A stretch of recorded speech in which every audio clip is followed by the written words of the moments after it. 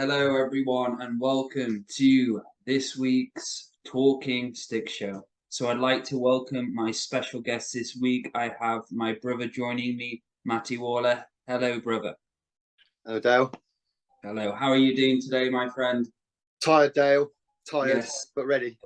Beautiful. And what's going on in your life, Maty, at the moment? How have things been for you?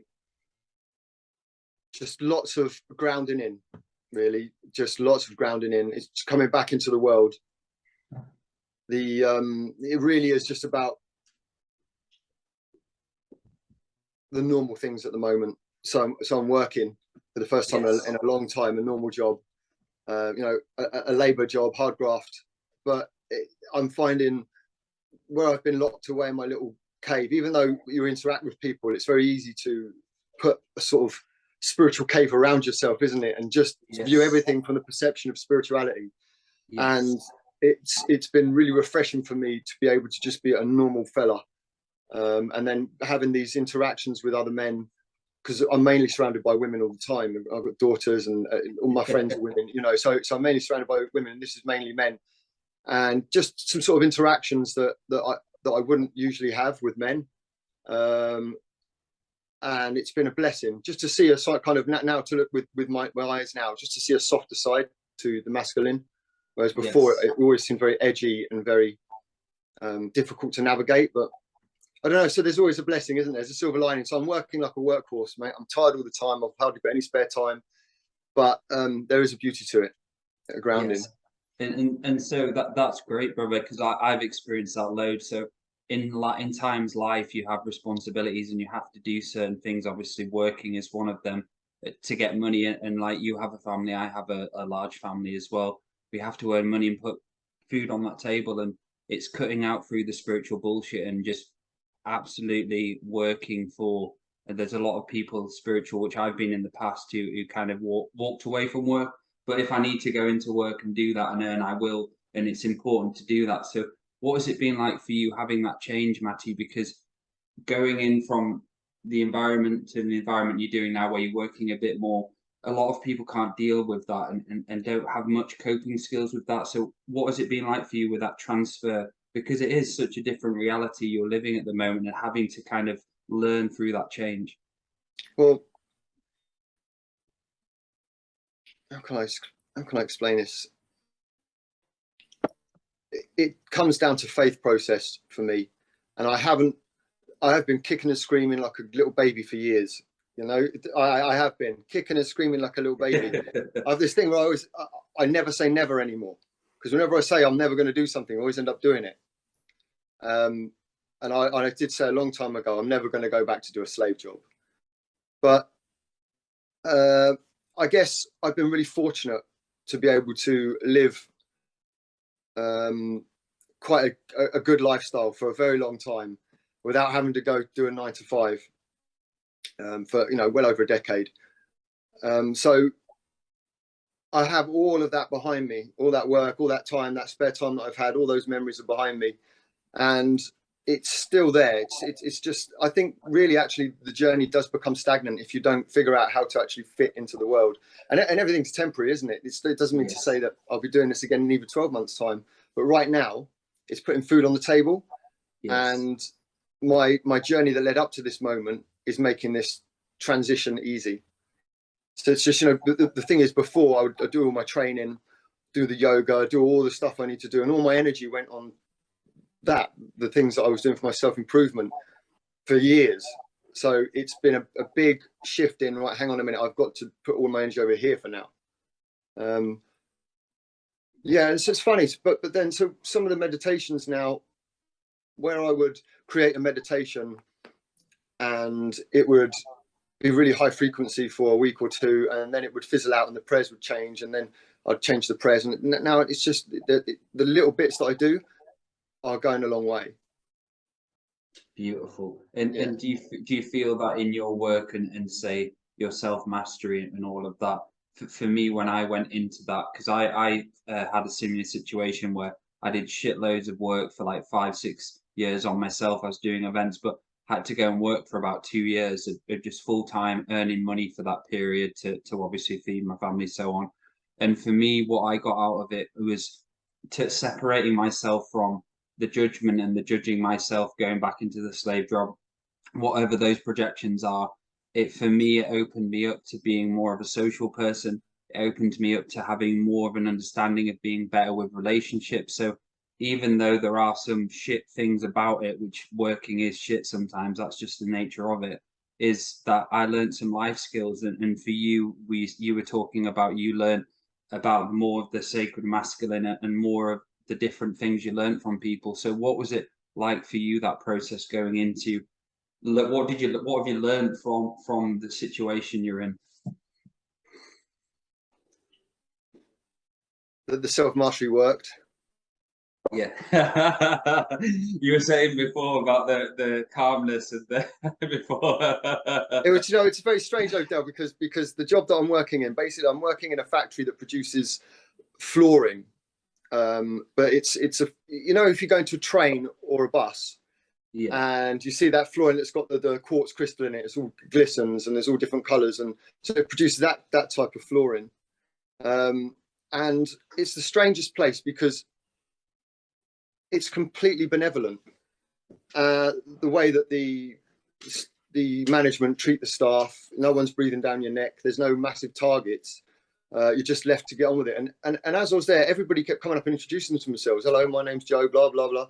I'd never had that before. It was the craziest place. Honestly, it's just, everybody's completely benevolent, and I've never experienced it before in a place like that. So it is, you know, I definitely found the right place. Yes. Definitely, yeah. So that's, for me, it's just been like that, and just having lots of compassion for everybody is something I wouldn't have had before. Last time I'd have worked, well, my gosh, I mean, I was a completely different person. It was before all of this.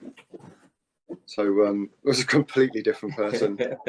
Yes, brother. And that's it. And for you to validate that and see through hindsight and foresight of how much you've grown and changed, and going back into those situations which do test you and do make you realize, is this work?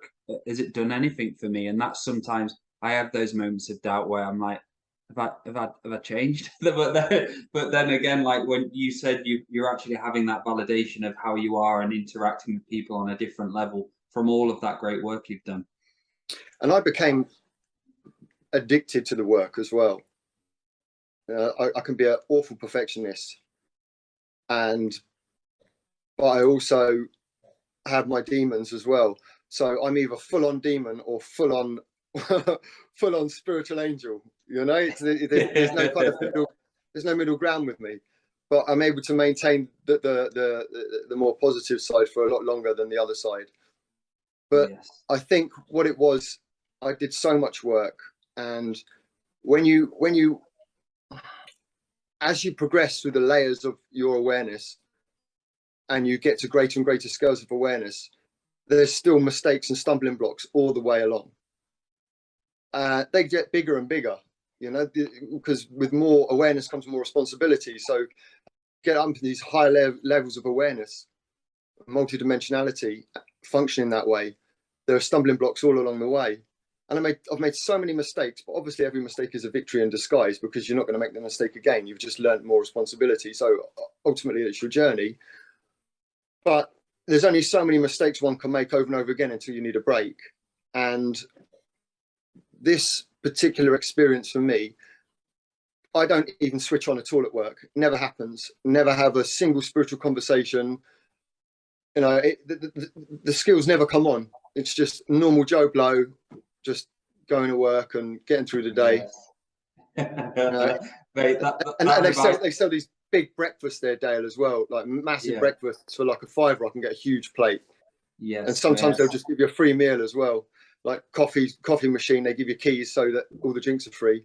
This is the craziest place. It really is. Yeah. And it's funny, that reminded me of the story when I was working at one point. I was a bar manager for a long time. Oh, that's a horrible thing to be.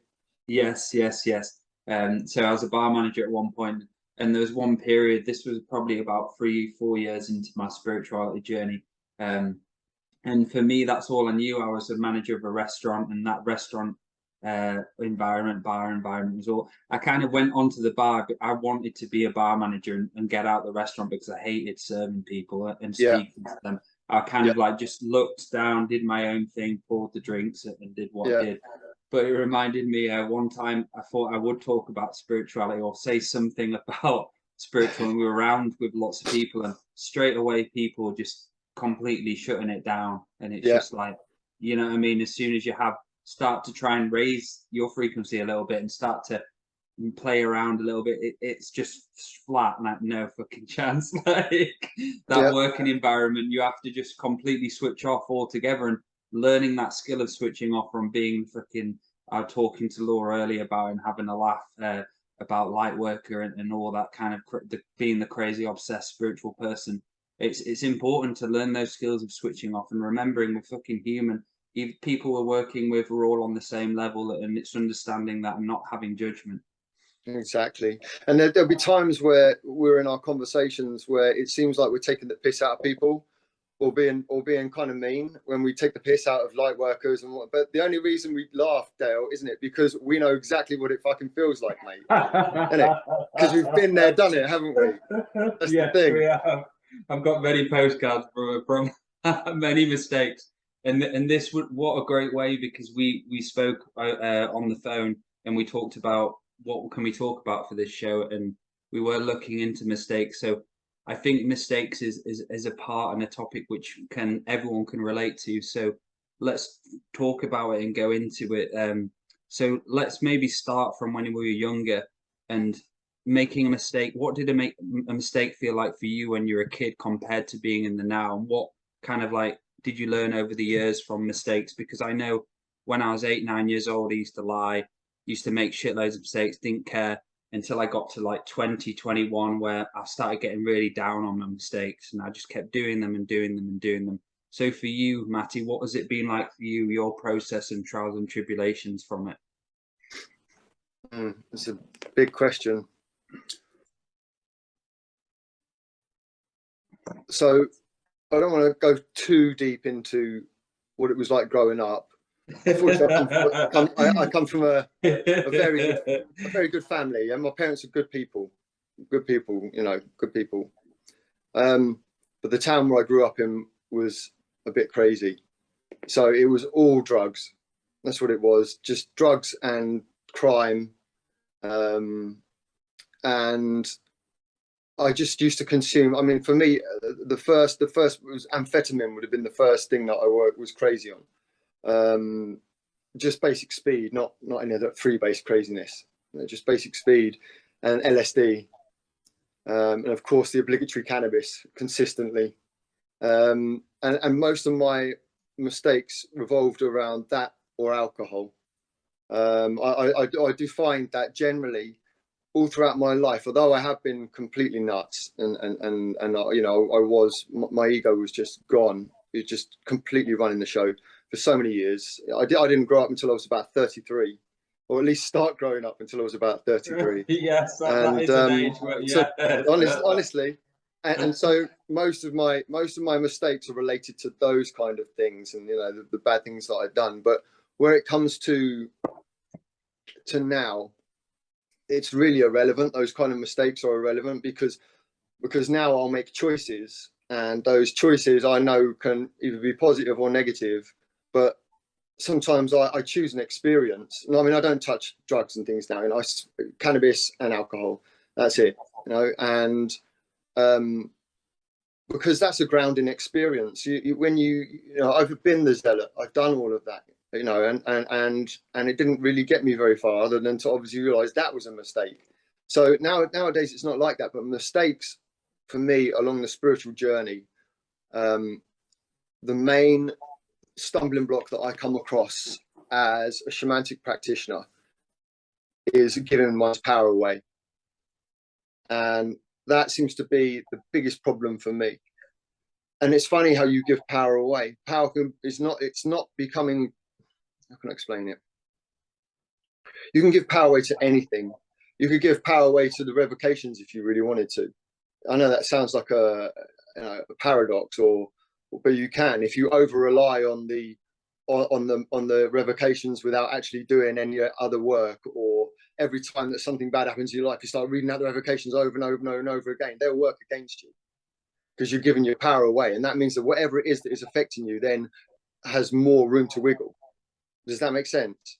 That makes perfect sense, yeah. And I've had those periods of obsession where I believed one thing could really help me. And it got to the point where it just got a bit, instead of the actual healing, it just became, like you say, a self-defeating habit, which for me personally, have quite an addicted personality, and I have to watch myself with certain things I do.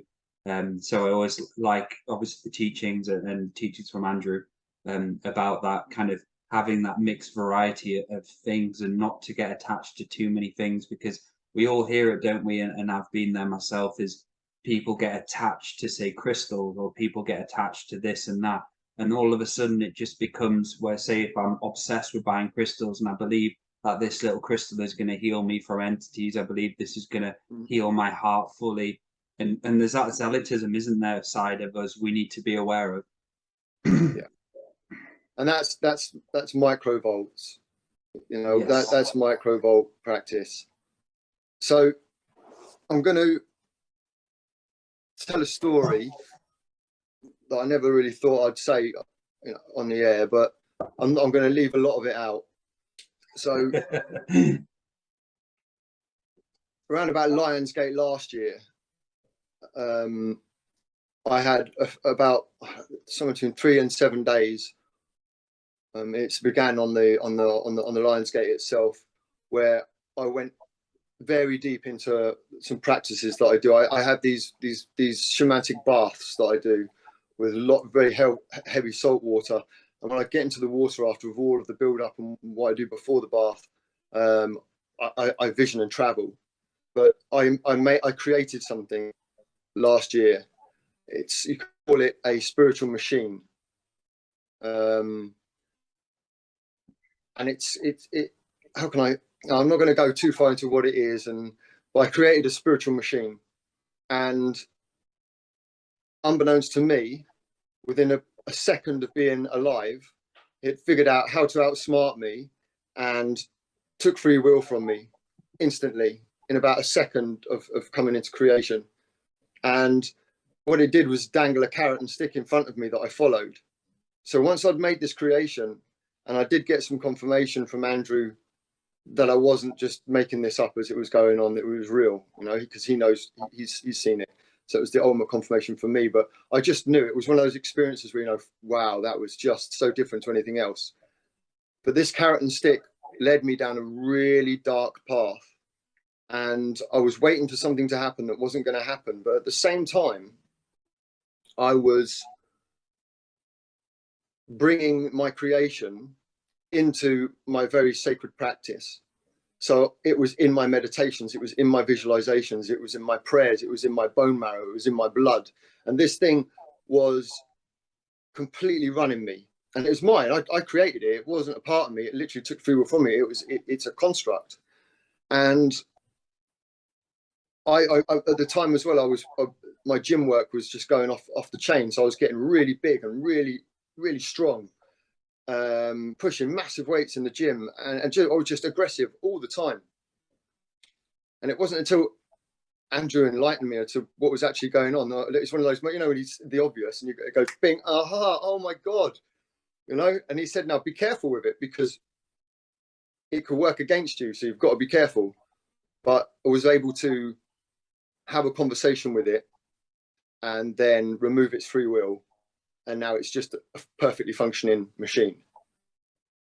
But that I mean, I've left a lot out. That machine now is what I use in my unseen world, but it has a greater function as well for the awakening itself, but not just for me personally. It's doing a great job. But that was so dark, man, that almost ruined my life. And I started going down tandems, and I lost my clarity, Dale. And, you know, things were able to, sentences and consciousnesses were able to come in and affect my process and lead me off down the trail. And all the time I'm just waiting for something to happen. So, you know, it's that's extreme, right? And that is ultimately giving your power away. And what amazed me was how something so vast as that which I created let's say it's a beacon. Let's call it a beacon, okay, for now. But it moves things as well. It has functioning parts, and it can move souls and bring in certain light as well. It's yeah, it's the best way to describe it. It's like a beacon and a migration center, if you could explain it that way. Yeah. But if something like that was feeding from me, and my energy was powering something like that, then just imagine the amount of light and energy and power that we actually have within us. And I was doing all my meditations, I was doing all of my other stuff, even the sex magic, you know, and everything to get out power, get out power, get out power, all the gym work. And so you just imagine the amount of light that we must produce. And so once I'd realized that, and realized it, once Andrew had, you know, pointed me into the obvious.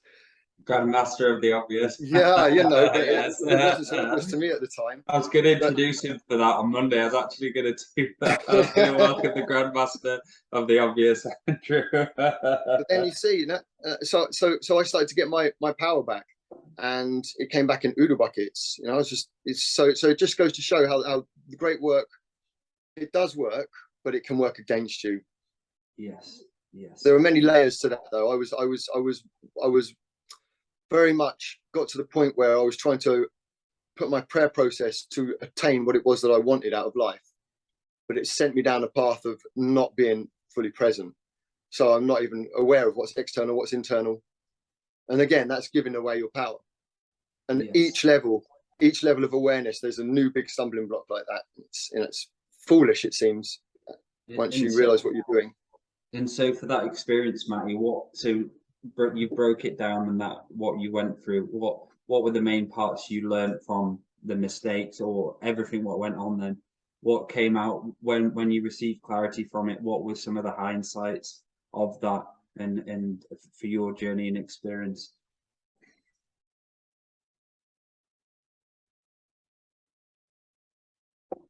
That was a year ago, and I barely told a soul about it.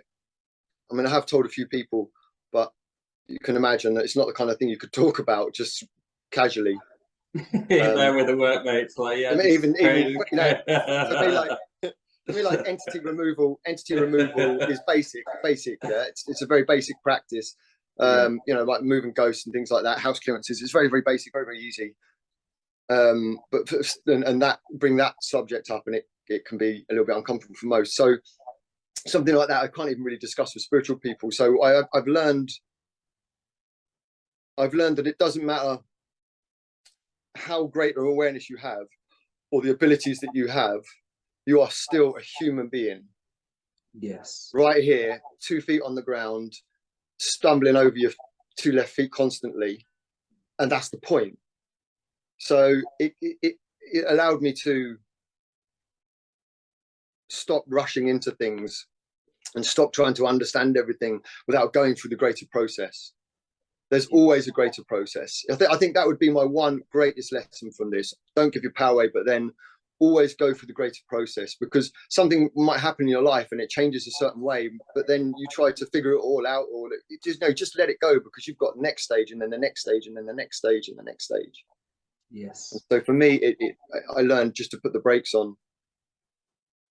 And it was like it is that way, and even for people who learn stuff really fast on YouTube, or pick something up straight away and try and do it, and it does work against them because they haven't had the time to be able to take the time, process it, learn it, integrate it. And I remember you said on the actual show we had with Andrew, which was really great, and actually a friend of mine talked about this, what you said, which he really related to, was that you said we're still processing things years ahead of time. So even stuff from, say, the Lionsgate, which you said mentioned in the last show with Andrew and Laura and Amir, it would be for you, even after, say, 8 months, 9 months, you're still processing that experience, and it's still there for you, and there's still that. It's like you know, you're uploading a video on YouTube and it still fucking takes years to process. It's like that. Right at the end, it's like, fucking hurry up. 8 months after the Lionsgate, I was still in the experience. Okay. I'm still in the Lionsgate experience now. Yes, yes. From this Lionsgate. I don't know why. I don't put much credence to all of the astrological alignments and stuff. I know they do.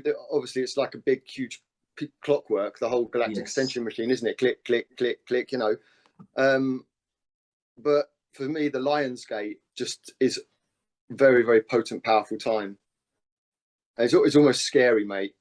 Yes. Well, I had my lines. So I thought I was cruising it really nicely. I was doing some work, and all of a sudden I think I had a show with Debbie Smart, and it was all going amazing. Then all of a sudden I started getting to bed, and it was like my mind wouldn't just stop. It was like it was going on and on, overthinking. Then all of a sudden it was like it just wouldn't stop, and I had to process it for 2 weeks after I was doing self work, where I was going to all of these parts which I picked up off my mum, where she was overthinking, she was anxious, and she was scared and worried about Bill's future, and I was basically picking that up off her, and it amplified it to me. And after that, I think I ended up going into like 7 or 8 different moments of when I was younger and where I picked it up from, and I was slowly unraveling in it, and I was like, right, I need to get some hypnotherapy to work more on the programs from my mum, my parents, so on.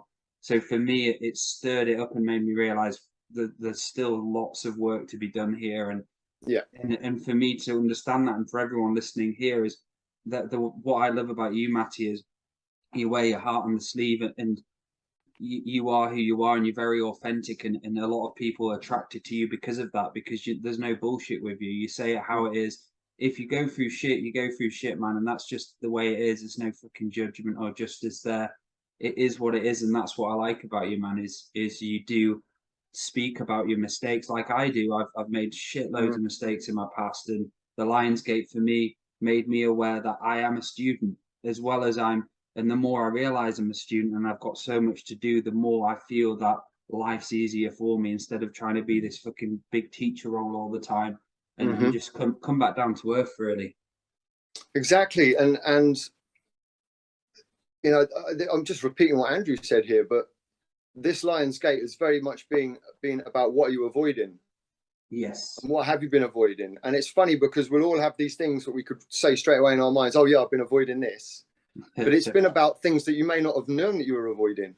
Yes. Things that have come up like, oh, hang on a minute, this is why I feel this way, because I don't have this in my life, or I don't have this in my life, or I've been doing this, and it's just it is just like illumination, isn't it? But it's I say this, the awakening is bittersweet. It's bittersweet. It gives, it takes. Yes. And we're at a stage now where I feel, as practitioners, that you don't do the spiritual journey to have a better life. That would be great if it happens. And I can honestly say with my hand on my heart that my life is better than I ever thought it could be if you'd have asked my 20-year-old self. I'd have had no concept of being able to live a life the way that I do now. Yeah. Beautiful. And so for you, going back to when you started the inner work and when you started that self-mastery process, what was it like for you coming into that? Because I feel a lot of people who come see me, and I've been there myself, is people want the easy route, they want the easy flight, they want the first class spirituality journey. But I'd say 50-60% of people come into spirituality, have an awakening, then the nitty-gritty happens, and that it's just too much for them to handle, because the reality which we see around us isn't just light, it's dark as well, and there's loads of different contrasts in between, and people just expect rainbows, butterflies, unicorn farts and everything. So that's just denial, isn't it? Because yes, that's what I was just saying. The only reason we really do the spiritual journey is because we want to do the spiritual journey. Yes. You know, there's no oh, my life is going to be wonderful if I do this, or I'll avoid pain, and you and I both know that is absolutely not true. Yes. You know, so it's something that we just choose to do, and it's, do you have the balls, do you have the gall to keep going and keep going and keep going and keep going? You know, and once you get over that part where because I still do it from time to time, but a lot less than I used to. When the universe presents you with something and you kick and scream and say, I don't want it, I don't want it, I don't want it. and then the universe is giving it to you over and over again. And you know, it could be something, like poverty. It could be something like an illness, or you know, but the universe is saying this is what you need to do. But we kick and we scream, and that's when the process can work against you. It's that surrender into the process.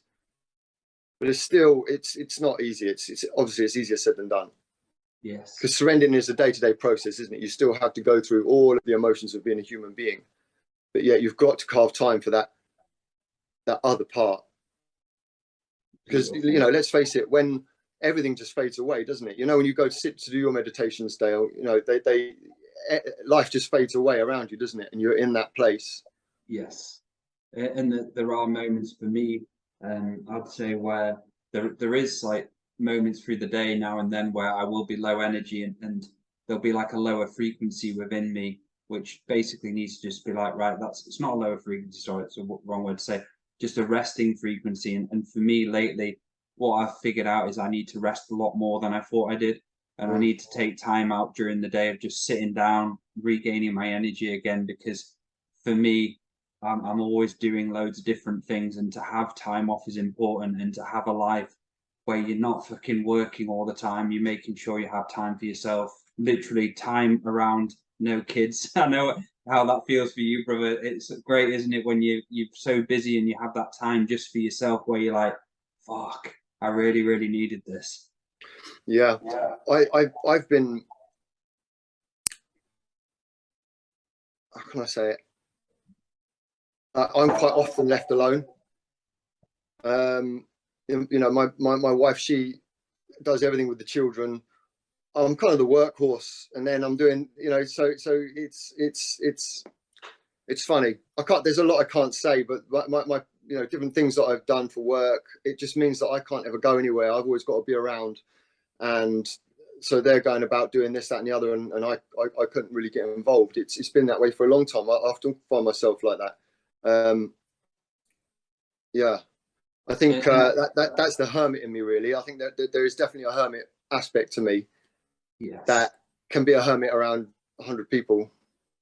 And that was one of my hardest things, dude, was coming out of being a hermit and actually spending time with people and socializing. I was so foreign to it at one point that I did all of this work and the inner work and everything. But as soon as I went out into groups, it took me at least about 9 months to start actually learning socializing skills, being with larger number of people and actually enjoying it. And for me today, what I was thinking, which was interesting, was the word empath, and the word of that when you're going out to places, to not feel as overwhelmed, is just making sure you're in yourself and not out there. And I do it at school. It's like it's like a training ground. Every time I pick the kids up from school, I'm like, right, I go in there and I want to be as comfortable as possible and make sure my energy's inside and not tasting out there.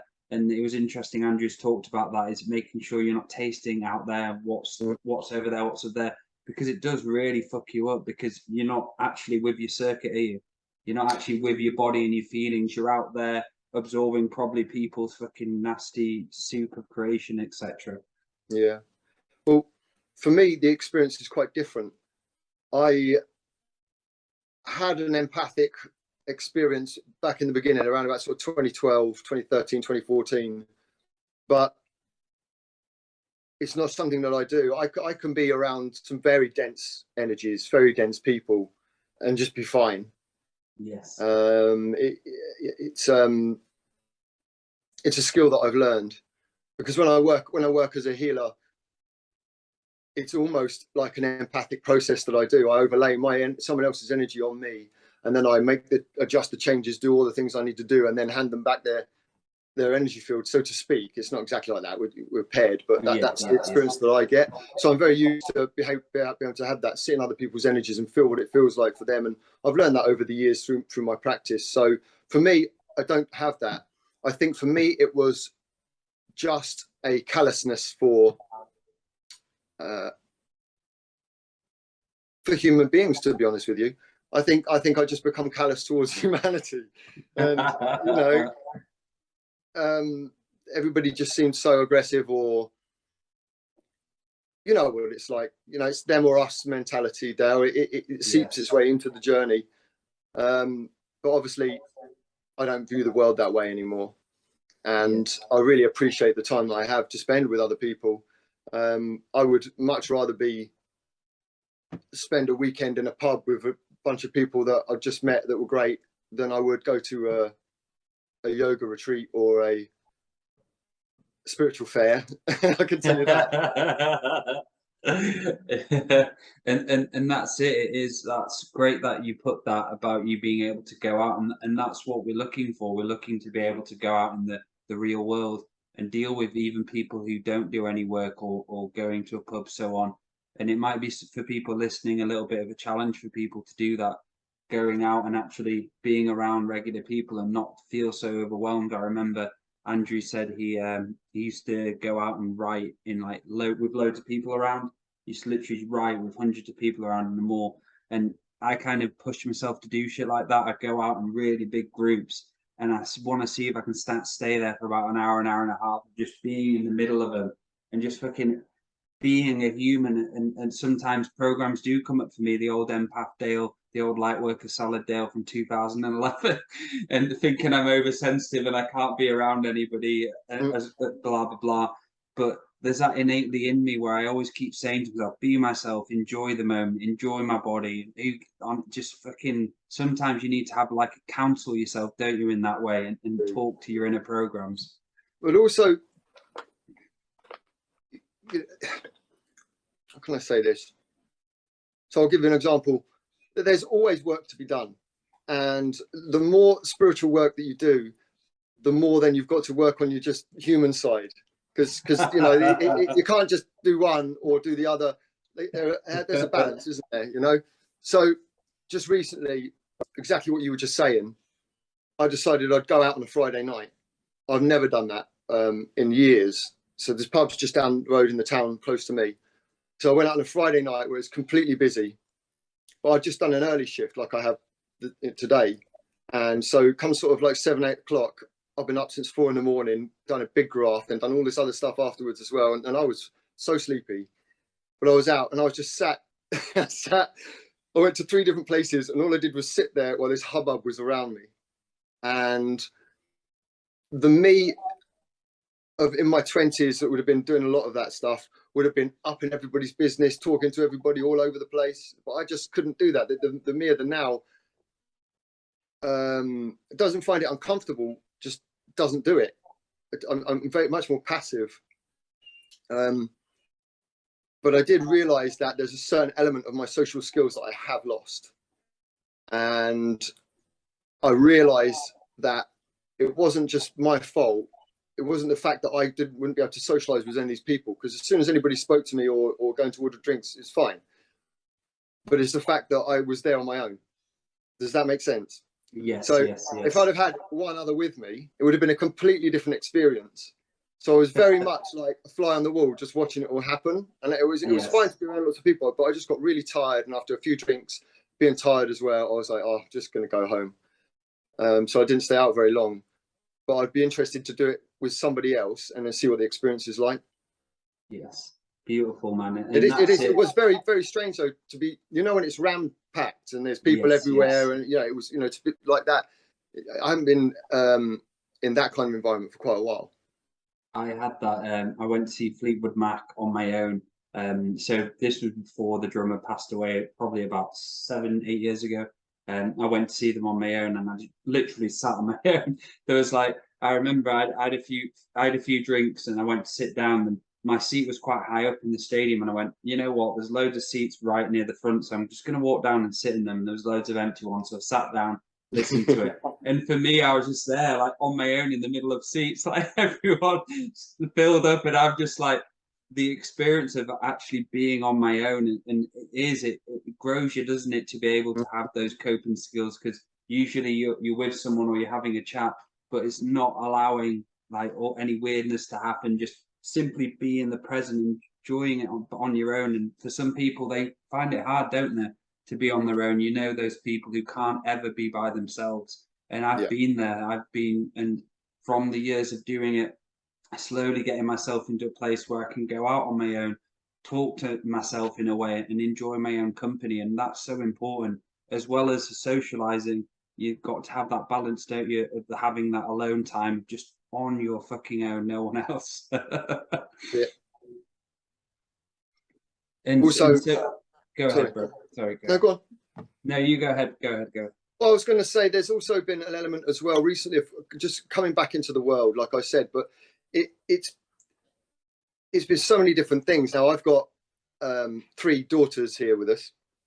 The eldest of them is 14. So, and there's always got their friends because they're homeschooled. So all of our friends are other homeschooled children. All their other friends are all homeschooled children. They've grown up together. So they're in that stage now where it's TikTok dances and Snapchat, and they're stuck to their phones. And but I've just embraced it. They're good kids and they get out and about. But I've learned now. I'm on TikTok. I've got Snapchat. I've got Snapchat as well. But there's some other things as well. Some of the music, like I've started to listen to a lot of the modern music, what's in the top 40 charts, and then some of the more mainstream modern hip hop, some R&B, a few other bits, because I just realised that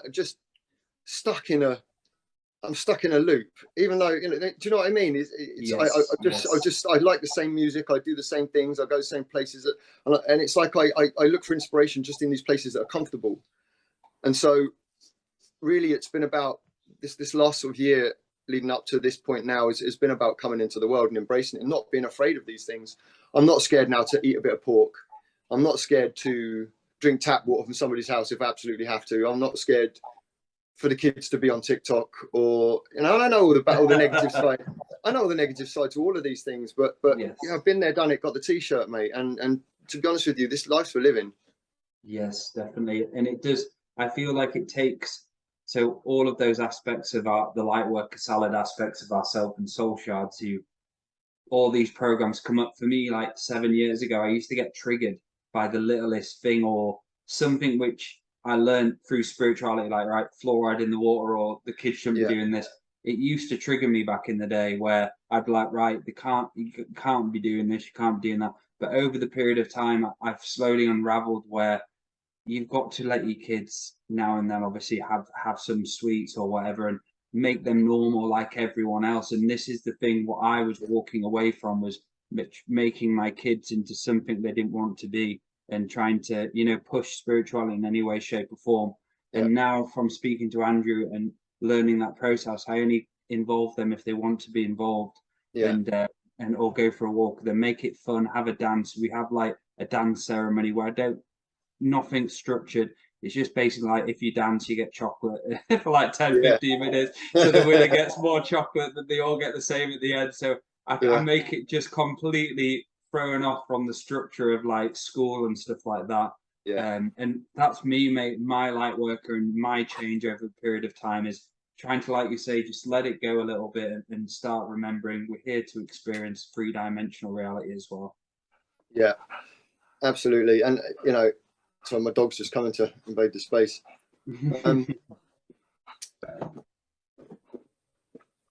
Coming up. So I forgot what I was going to say then, Dale. Sorry, mate. It's okay, man. And so what I'd like to know, Maty, as well, is, so when you started your journey of spirituality, what was it like? What actually got you onto wanting to do the self-mastery and obviously leading to working with Andrew, so on? Wow. So for me, in about 2000, I mean, I've had experiences my whole life.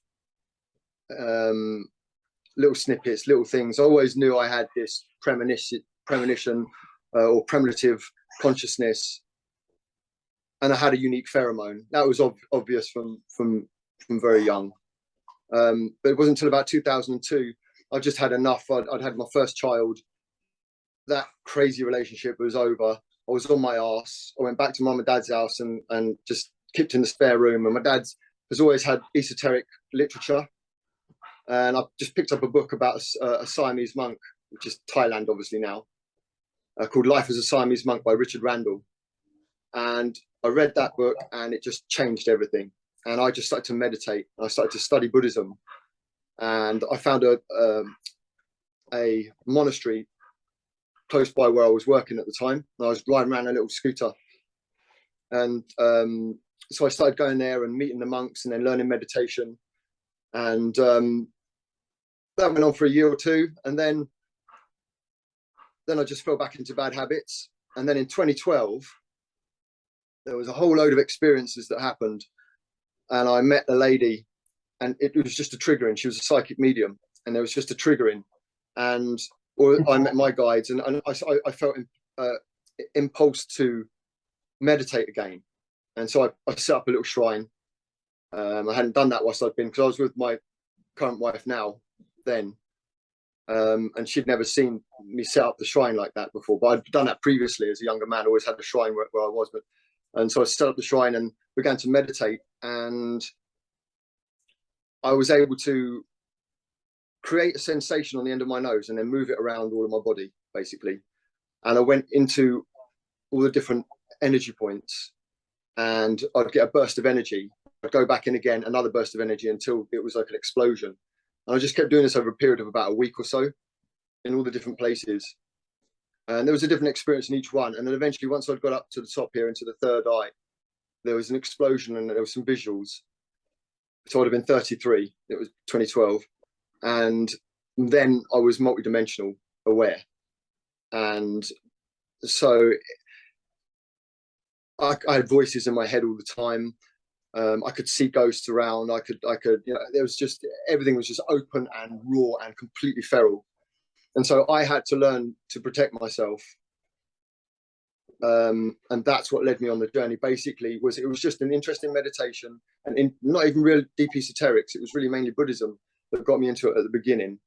But then once that happened and I became multidimensionally aware, within a year, I discovered Andrew. So I had a year of craziness and then discovered Andrew. But still craziness after discovering Andrew, but I was putting more of the puzzle pieces together. And, it takes a long time to learn his stuff, to actually see the value of implementing it. Because I think a lot of us, we go through that journey where we just listen to Andrew, listen to Andrew, listen to Andrew, listen to Andrew, and that's all you do. That you can do that for a few years, can't you? A lot of people do.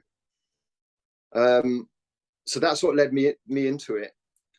But then obviously, as you progress, new layers and new layers and new layers open up. And it would have been 2013 when I first started speaking light languages as well. So that was a year after initially activating properly. Mine was about the same, dude. Exactly the same year period, 2012 going into 13. And that's, and I was, from not having much awareness of anything to then going down that 2012 rabbit hole of, all the Galactic Federation of Light channelings and all this and all that. But I was having it. I'm channeling one set. Exactly, but I was having great experiences, and I met people that to this day I consider my greatest friends. Like extraterrestrials and other sort of things, various beings, other multidimensionals. And I remember, dude, when I first heard, when I first had my experience, so I was going out in Leeds, I was doing like LSD, 2CB, I was going to festival like Glade, Secret Garden Party, and I was basically just taking LSD, listening to music. And I remember it got to a point where there was this book about angels in this lady's room, and it was actually a party, and I read it and picked up, and like you had that sensation, I opened it and it said, from the spirit world, you can have sensations of tingling.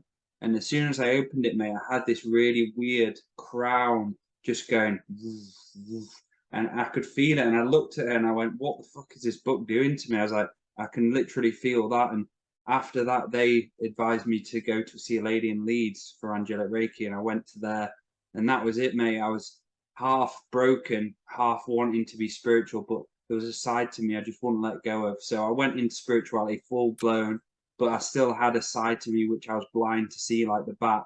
And for me, unraveling that side, going to those really dark points, I wouldn't call them dark, I'd just say realization, so on and so forth. It's been that journey of mistake, repetition, but owning them and now seeing them. And now I'm owning the mistakes, learning from them and growing. All these great people coming into my life and great friends like yourself, Laura, and different friends and people.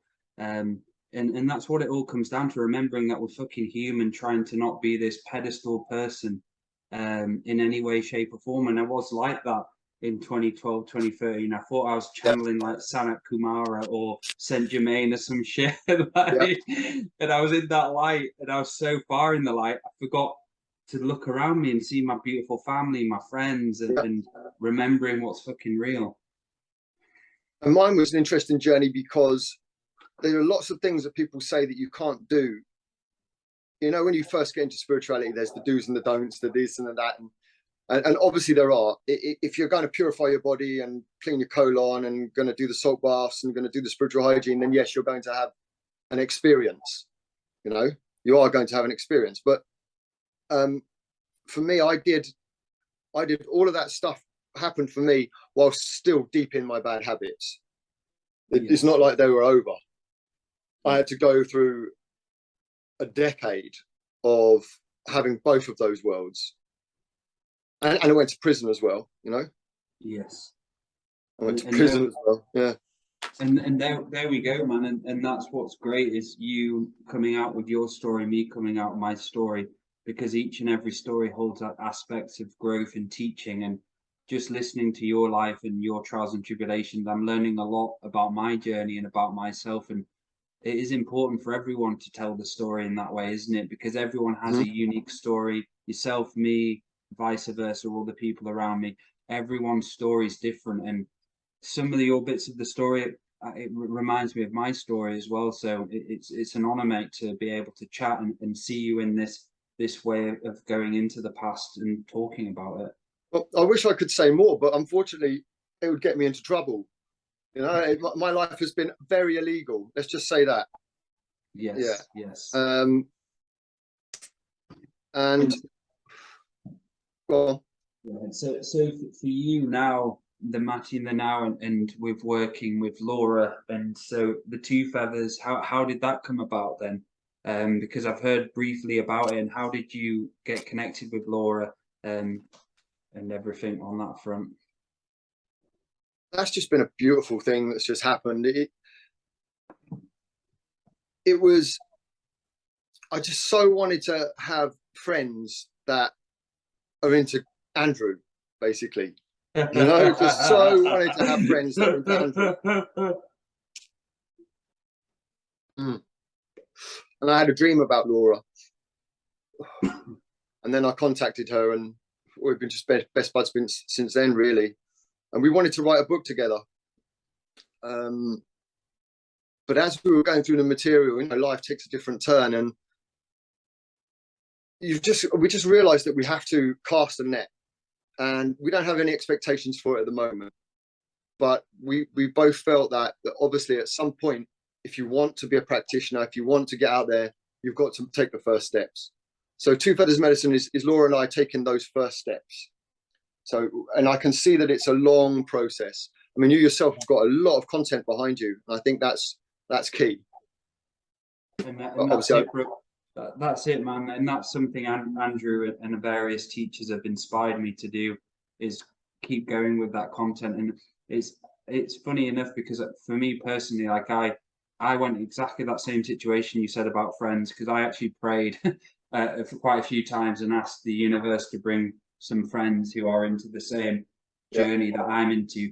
Then all of a sudden, a few weeks later, I connect with Laura, connect with you, I connect with Andrew a bit more, and that's it, mate. It's how it works. And for me, working on myself, and from what I've gone through, and from where I was 8 years ago to the now, my life, I seem to be connecting with my soul family. And this is someone Andrew talks about, is when you start doing that work on yourself and you start being confident, you start increasing your light, not in an egoic way, but you start having more frequency from doing that self-work, self-mastery. It's kind of like the pheromone happens, doesn't it? Of you start attracting the soul family who are meant to come and attract you. And for you, Laura, and many other people, raising each other up and listening to each other without judgment and always wanting the best for each other. And to find those friends, it's a beautiful thing. To find those friends who want to grow you and help you instead of any bitterness or jealousy or weirdness. It's an absolute honor and it's a victory for me to find people like yourself and Laura and other people as well. Absolutely, completely agree with you. And I have been experiencing soul reunification as well, which has been completely touching, but we'll save that for another day. Yes. But actually having people around you that are a part of your soul, phenomenal, phenomenal. But to get back to the two feathers medicine thing, what I really want to do, Dale, is work as a healer. It's what I enjoy the most. I get so much reward from it. So really, it's a platform for that. That's what I want to do with my future. You know, we've talked a lot about how you must have downtime and you must take time to be in the world. But if you have these skills, these talents, you've got to use them, because it's all a part of your journey. You know, have to. And one of the most beautiful parts about it for me is every time I give a healing, I get one back. You know, and some of it's beautiful, like a million ancestors, all of a sudden, a million different beings projecting their gratitude and love towards you all at one moment. You just cry like a baby. and that's it. It's the same with my journey, man, with the psychic surgery and pushing myself and expanding myself, working more with my children, learning variety of different things. The more I do it, like you say, the more experience you get out of it, the more greater and enriched you become, and so on. So what for your healing, what type of areas and what do you do in your work then, for all of those listening who would like to have a sample of what you do, not a sample, sorry, like to book a session with what you do? Well, I have an unseen infrastructure that I use. So I could call it psychic surgery, but I've never taught. This is all trial and error. I don't even know how you practice, Dale. I haven't actually met in the flesh yet, have we? And Yes, and done anything together. But for I'll me, thank Andrew Bartis for that, for right, telling me what I was doing. So it's a process. It's a process. It's a process of me entering into somebody's energy field and being able to manipulate their internal mechanisms at will, and then handing it back to them. I used to do some of the psychic stuff, but I don't really enjoy it that much. I just like to be a healer. And then also there's elements of light language, toning, and it's obviously I haven't really gotten off the ground as a paid practitioner, so I don't have that kind of experience behind me. But the people that I have worked on, it's dependent upon them. So people that really need the healing, people that want the healing, people that are willing to pay for a healing, get something very, very different. And so I'm still learning as I'm going along the levels, the scales and levels that I can work at. And yeah, I don't want to say too much about the process, Dale, if you know what I mean. I want to keep that under wraps and maybe teach that one day. Beautiful, brother, beautiful. And that's it. So on Monday we are joined by the Grand Master of the Obvious, the Andrew Bartis, onto the show with Laura Massey as well. So we've got a lot of interesting things coming up. And just talking back to that show with Andrew before we say goodbye, incredible hindsight going into that silver golden age. And I feel that in that show, the amount we got through and the amount we learned about everything and what's to come, not what's to come, that's the wrong word to say, but potentials which are happening and timelines, so on and so forth. What was it like for you coming away from that conversation and processing a lot of that information which Andrew spoke about? Well, I think really I was just lost in the Lionsgate energies at that point. You know, there's private conversations I've had with him, just briefly. Just I don't know, really. It's I don't think too much about the future anymore, Dale. Yes, I really don't think about it that much, because the ever present now is just right in my face so much. That's amazing. That's what I say. That is. I've spent so long trying to manipulate the near future. Yeah. That I just got lost down that route, and so now it's really just about now for me. So you know, it looks like such a big ask, doesn't it, Dale? When I look around at the world and I see the way most people are, and I think, my God, how on earth is there going to be a global awakening? I know it's an individual awakening, but obviously, you know, it's so. I don't dwell on it too much, mate, to be honest with you. Yes, same, man. And that's it, is having that glimpse and that inspiration from it. But again, continuing on the self-healing, self-process. And if you fall off the self-healing, self-process, just going back onto the path, forgiving. There's no mistakes, there's no right, there's no wrong. And that's what I've learned from the many years of listening to Andrew and meeting so many great people, that we all make mistakes and we do fall off at some point. And it's just about then going back to that faith, finding that source frequency within us, and dancing again, remembering how beautiful this life is. And we have some beautiful experiences available to us if we choose to experience those. And that's, for me, what I'm learning, brother, is trying to have a smile on my face much more than I used to. Even on the shows, the first shows, I used to be so serious, and I look back and I'm like, fucking hell, I just didn't never laughed, and I was just there like, kind of like. And like, fuck it, if we met, you know what I mean, it is what it is, and we're living the life, and we're just chatting. If we chat shit sometimes, that's just the way it is, man, and to enjoy it. This is it. But you know, if anybody out there, just practice the self-mastery, just do the basics, do the meditations, the heart meditation, just practice the basics, do the ceremonies, do the rituals. And when you do gain more awareness, and you're responsible for that awareness, you can see that the great remembering, the great awakening is in full swing. That's all I'll say. That's all I'll say, because it like we were saying, we look for it very much in the narrative. That's what I was just saying when I'm walking out and about and around, and I'm saying, but what you're looking at is the narrative, aren't you? Yes. And the narrative will always appear to be normal. But if you just peel back the curtain just slightly, you can see that it's happening. Yes, beautiful. Well, what a beautiful way to end the show. And how can people get a hold of you, Maty? And we'll look forward to catching up again on Monday. twofeathersmedicine.com, and obviously I'm on Facebook quite a bit when I'm shirking off from work in the toilet.